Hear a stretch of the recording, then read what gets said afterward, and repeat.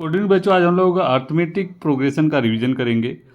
हम इसमें देखेंगे एक्चुअली अर्थमेटिक प्रोग्रेशन होता क्या है, इसका ओवरव्यू और इसमें क्वेश्चन कैसे बनते हैं।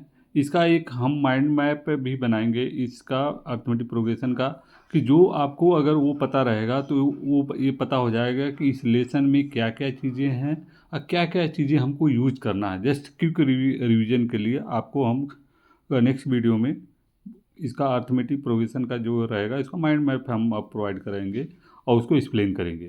तो आज हम देख रहे हैं कि एक्चुअली उसमें क्या क्या पॉइंट रहते हैं अर्थमेटिक प्रोग्रेशन में। तो फर्स्ट क्या है, इसका जो डिफिनीशन क्या होता है वो हमको अंडरस्टैंड होना चाहिए कि एक्चुअली डिफिनीशन इसमें अर्थमेटिक प्रोग्रेशन होता क्या है। तो in which each term differ from each preceding term by a common constant is called a arithmetic progression.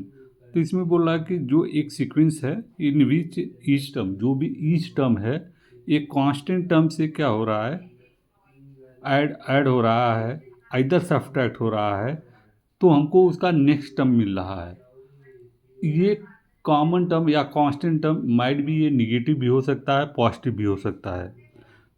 तो उससे जो सीक्वेंस एक बनेगा वो क्या होगा, हमारा अर्थमेटिक प्रोग्रेशन होगा, जिसके दो अगर उसके टर्म हैं उनके बीच में जो कांस्टेंट टर्म रहेगा वो ऑलवेज सेम रहेगा।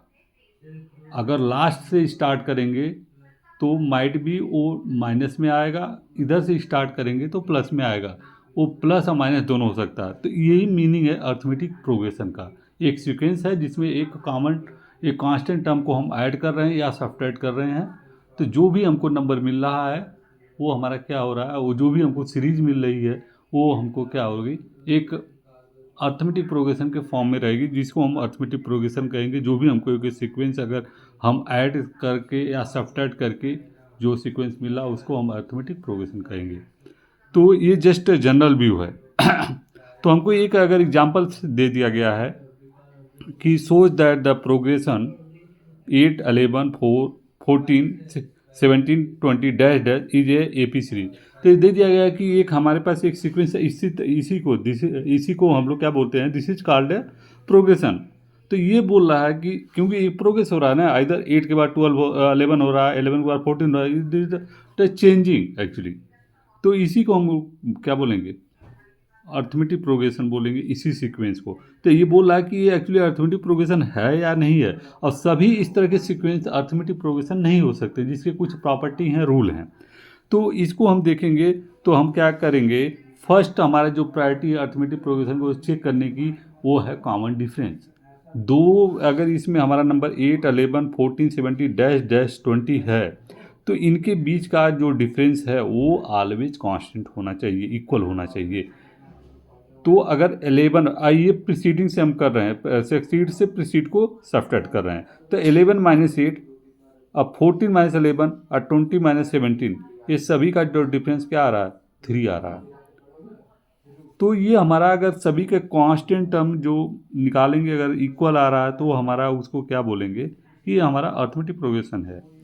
अर्थमेटिक इसको जो फर्स्ट वाले 8 को इसको क्या कहेंगे, फर्स्ट हम कहेंगे, और जो डिफरेंस हम निकाल रहे हैं डी जिसको डिनोट करते हैं उसको कॉमन डिफरेंस कहेंगे।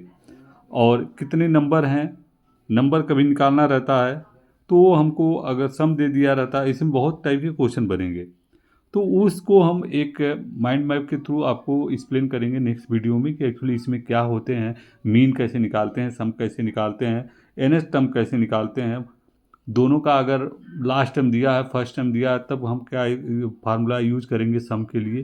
तो ये इसका हम एक माइंड मैप तैयार करेंगे और जिसको हम आपको कल या नेक्स्ट वीडियो में हम एक्सप्लेन करेंगे, कि जो कि आपका अर्थमेटिक प्रोग्रेशन फुल्ली आपको पूरा माइंड में चला जाएगा। होप आप लोग अंडरस्टैंड। प्लीज़ इसको एक बार गो थ्रू जाइए, कुछ एग्जाम्पल लगाइए, अगर नहीं आता है तो कमेंट करिए, कल हम पूरा आपको इस लेसन का रिवीजन करेंगे।